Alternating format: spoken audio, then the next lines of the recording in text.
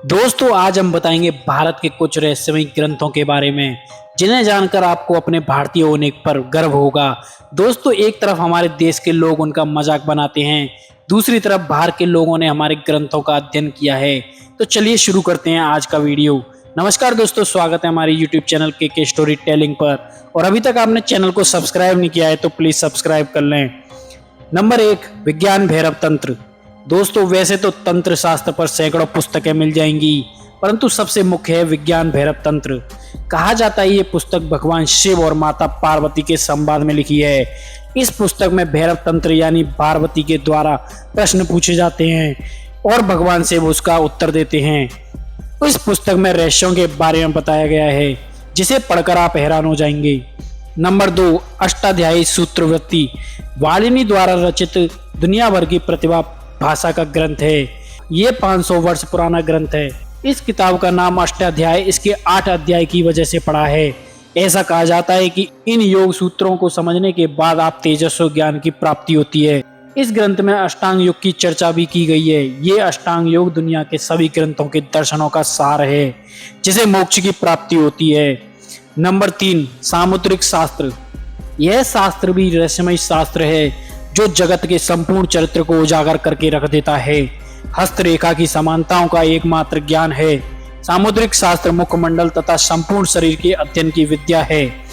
भारत में यह वैदिक काल से प्रचलित है। इस विज्ञान का उल्लेख प्राचीन काल ज्योतिषी शास्त्र में भी मिलता है और ज्योतिषी शास्त्र की भांति सामुद्रिक शास्त्र का जन्म भी लगभग 5000 साल पूर्व में ही हुआ था। इसका प्रचार प्रसार सर्वप्रथम ऋषि समुद्र ने लिखा था, इसीलिए इनका नाम उन्हीं के नाम के आधार पर रखा गया है। माना जाता है 423 ईस्वी में यूनानी इस ज्ञान को पढ़ाया करते थे। नंबर 4, उपनिषद। दोस्तों उपनिषद का नाम तो आपने सुना ही होगा। इसकी कुल संख्या 108 है। उपनिषद भारत का एक सर्वोच्च मान्यता प्राप्त विभिन्न दर्शनों का संग्रह है और इसे वेदांत भी कहा जाता है। उपनिषद भारत के अनेकों ऋषियों के गंभीर चित्रों का परिणाम है।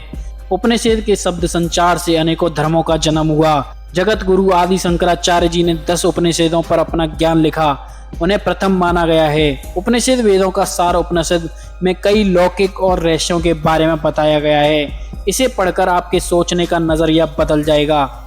नंबर 5, वेताल पच्चीसी। वेताल पच्चीसी भारत की लोकप्रिय कथाओं में से एक है। वेताल पच्चीसी में सम्राट विक्रमादित्य की न्याय शक्ति का वर्णन किया गया है।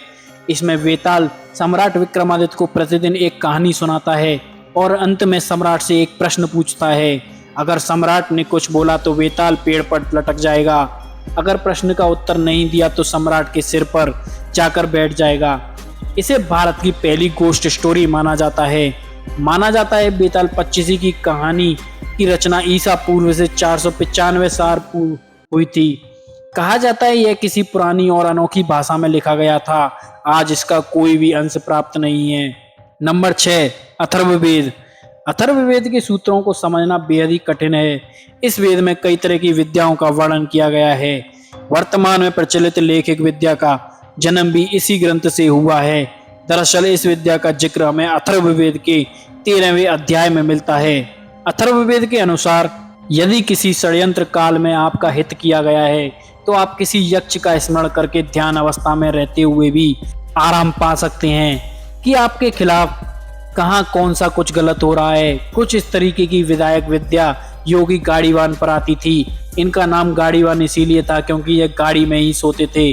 देखिए एक ऋषि ने ऊर्जा को सीधे सीधे ग्रहण करने की नीति अपनाई थी।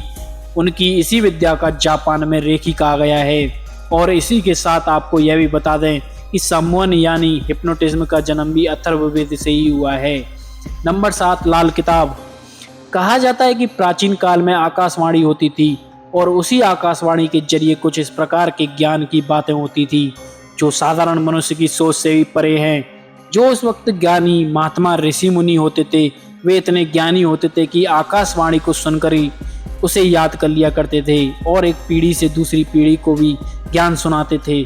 साल 1939 ईस्वी में रूपचंद्र जी ने लिखा है कि उन्हें हिमाचल से एक पांडुलिपि मिली थी जिसका उन्होंने अनुवाद किया था, जो कि ज्योतिषी शास्त्र में पारंगत थे। उसके बाद रूपचंद्र जी ने 383 पृष्ठ वाली एक किताब लिखी जिसका नाम था लाल किताब। तो दोस्तों आज की वीडियो में सिर्फ इतना ही। आशा करता हूँ यह वीडियो आपको पसंद आई होगी। वीडियो पसंद आई है तो वीडियो को लाइक और चैनल को सब्सक्राइब करना ना भूलें। मिलते हैं नेक्स्ट वीडियो में, जब तक के लिए जय हिंद।